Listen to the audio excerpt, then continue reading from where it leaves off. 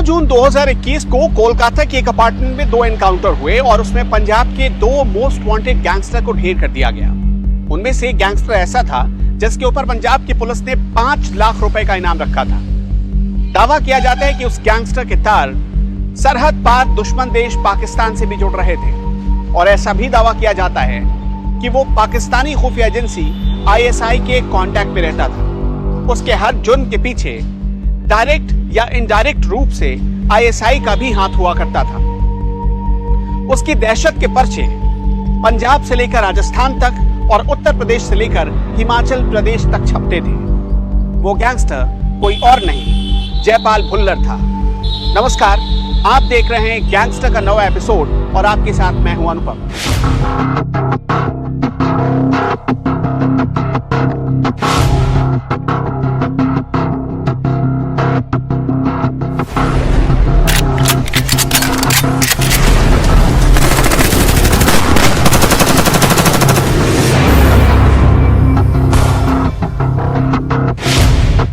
अप्रैल 2016 Chandigarh highway पर police की सुरक्षा के बीच एक फॉर्च्यूनर कार रफ्तार से बातें करती हुई जा रही थी। गाड़ी का नंबर था PB04U9091। Tourist spot timber trail के पास इस फॉर्च्यूनर पर ताबड़तोड़ गोलियां बरसने लगी और तब तक गोलियां बरसाई जाती रही जब तक उसमें बैठे शख्स के जिस्म से रूह अलग नहीं हो गई। पुलिस हैरान रह गई, उसे कुछ समझ में नहीं आ रहा था। लेकिन कत्ल के थोड़ी देर बाद सोशल मीडिया पर एक लंबा चौड़ा स्टेटस पोस्ट किया गया। पोस्ट लिखने वाले ने कत्ल की जिम्मेदारी ली थी और उसने हत्या के पीछे की जो वजह बताई उसने सबको हैरान कर दिया।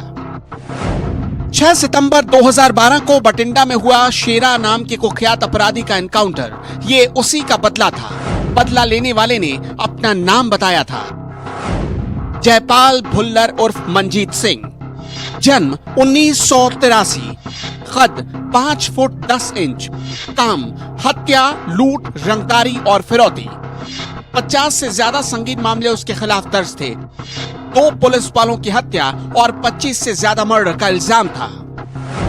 ये प्रोफाइल आपको समझाने के लिए काफी है कि जयपाल भुल्लर और मनजीत सिंह कितना बड़ा शातिर और खतरनाक गैंगस्टर बन चुका था। उसकी ज्यादातर पढ़ाई लिखाई दिल्ली में हुई और दावा किया जाता है किसी दौरान उसके भीतर अपराध करने की सनक सवार हुई।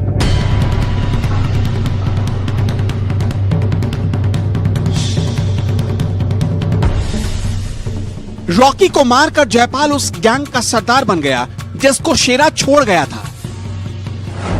जयपाल कौन था, कहां का था, पुलिस इन सवालों से घिरी थी। फिर तो पुलिस एक दिन उसके घर फिरोजपुर तफ्तीश करते करते पहुंच गई। जयपाल भुल्लर ने अपराध की कखगघ कहां से सीखी, उसने कैसे पाकिस्तानी खुफिया एजेंसी ISI से अपने कनेक्शन बनाए, उसने कैसे पंजाब से उत्तर प्रदेश तक और हिमाचल प्रदेश से कर्नाटक तक अपने जुर्म के तार फैलाए, आज डिटेल में बताएंगे। जयपाल भुल्लर पर फिरोजपुर के शेखो करमीती समेत दोहरे हत्याकांड का आरोप था। तरन तारण और लुधियाना में 2 हत्या के मामले दर्ज थे। लुधियाना में व्यापारी पंकज अग्निहोत्री के घर से 60 लाख की लूट हुई जिसके पीछे जयपाल भुल्लर ही था। राजस्थान के किशनगढ़ में एक ट्रक से 2 करोड़ के तांबे की लूटपाट हुई, इसके पीछे भी जयपाल भुल्लर ही था। लुधियाना से चिराग अपहरण केस के पीछे भी जयपाल भुल्लर का नाम आया। लुधियाना में ही एयरटेल शोरूम में डकैती हुई और लुधियाना के जगरांव में 2 पुलिस कर्मियों की हत्या करने का आरोप भी उसी के ऊपर लगा। ये तो उसके खिलाफ दर्ज मामलों का महज ट्रेलर भर है। 15 मई को लुधियाना के जगरांव अनाज मंडी में CIA यानी क्राइम इन्वेस्टिगेशन एजेंसी के सहायक सब इंस्पेक्टर भगवान सिंह और दलविंदर जीत सिंह की हत्या हो गई। 29 मई को जयपाल की तलाश में पंजाब पुलिस की ऑर्गेनाइज्ड क्राइम कंट्रोल यूनिट जिंदा या मुर्दा उसकी तलाश में जुट गई। पुलिस के हाथ जल्द ही जयपाल के 2 साथी लग गए, बलविंदर सिंह और बब्बी और दर्शन सिंह।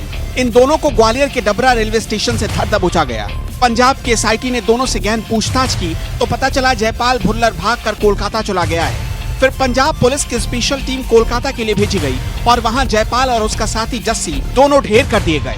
जयपाल पर 5 लाख रुपए और जस्सी पर 10 लाख रुपए का इनाम था। इनके पास से पुलिस को 7 लाख रुपए, 5 हथियार और 89 कारतूस मिले। मतलब ये है कि जयपाल और उसके साथी जहां भी जाते थे फुल तैयारी के साथ जाते थे और कहीं भी अगर पुलिस से उनका सामना होता तो वो पुलिस पर फायरिंग करने में जरा भी नहीं कतराते थे। और आखिर पंजाब और कोलकाता पुलिस ने मिलकर जयपाल भुल्लर का खेल खल्लास कर दिया।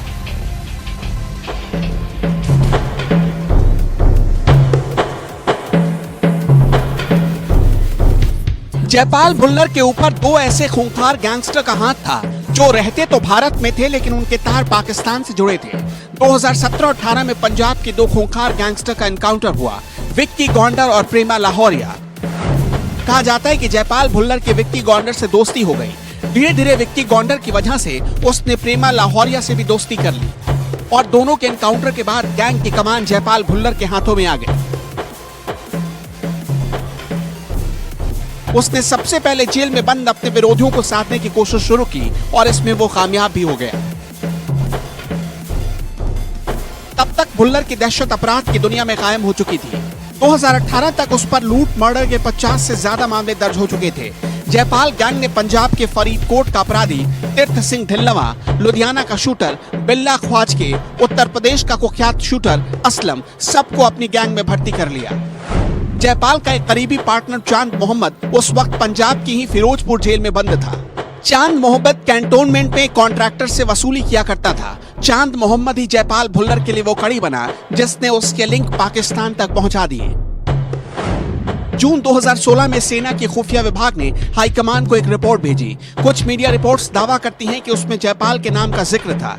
जयपाल ड्रग रैकेट का भी सरगना बन चुका था। जनवरी 2016 में स्मगलर गुरजंट भोलू की गिरफ्तारी के बाद उसके ड्रग रैकेट का खुलासा हुआ। जयपाल पंजाब के सीमावर्ती इलाकों के साथ साथ दक्षिण के कुछ राज्यों में ड्रग का कारोबार करता था। लॉरेंस बिश्नोई, इस नाम से पंजाब से लेकर राजस्थान तक के लोग भली भांति वाकिफ थे। कहा जाता है कि जयपाल भुल्लर की लॉरेंस बिश्नोई से भी अच्छी खासी दोस्ती हो चली थी। इसके साथ साथ विक्की गौंडर और प्रेमा लाहौरिया उसके बचपन के दोस्त थे। ये सब स्पोर्ट्समैन हुआ करते थे, सब जिम जाते थे और जयपाल भुल्लर भी उनके साथ स्कूल में पढ़ता। फिर धीरे धीरे वो भी जिम जाने लगा। जिम जाते जाते एक दिन उसे मारपीट की आदत लग गई। मारपीट की आदत में ही उसने सबसे पहले छोटे मोटे झगड़े शुरू किए और कॉलेज में जाते ही उसने गैंग बनाकर झगड़े खरीदना शुरू कर दिया। जब वो बड़ा हुआ तो धीरे धीरे रंगदारी भी वसूलने लगा। उसके पिता एक पुलिस वाले थे। वो बार बार समझाते थे कि अच्छे रास्ते पर लौट आओ, लेकिन जयपाल भुल्लर उनकी एक नहीं सुनता था।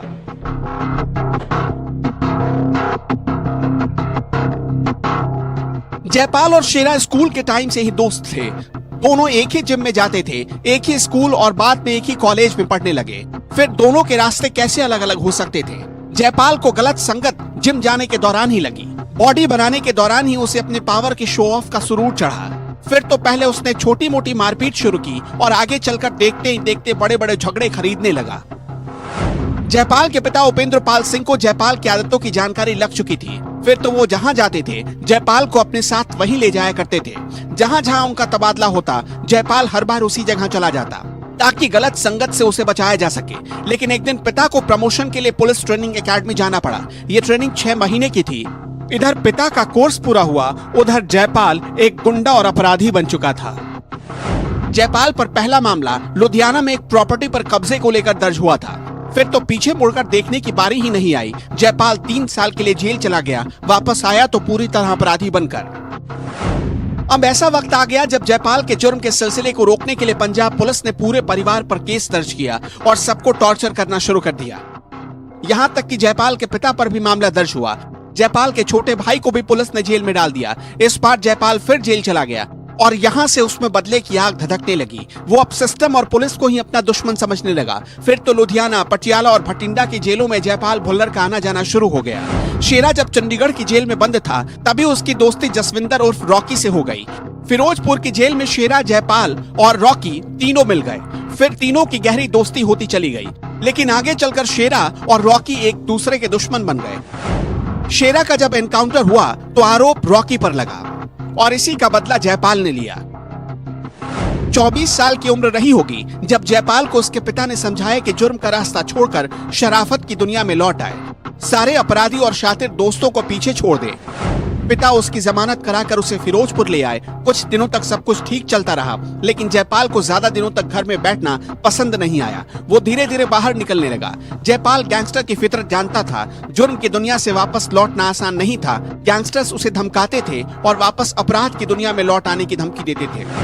फिर एक दिन ऐसा है जब जयपाल ने अपने पिता को साफ साफ कह दिया कि अगर परिवार को जिंदा रहना है तो उसे वापस जुर्म की दुनिया में जाने की इजाजत देनी पड़ेगी। जयपाल अपने परिवार की जान की फिक्र में डर गया। वो पिता से छिपकर फिर से अपराध की दुनिया में उतर आया।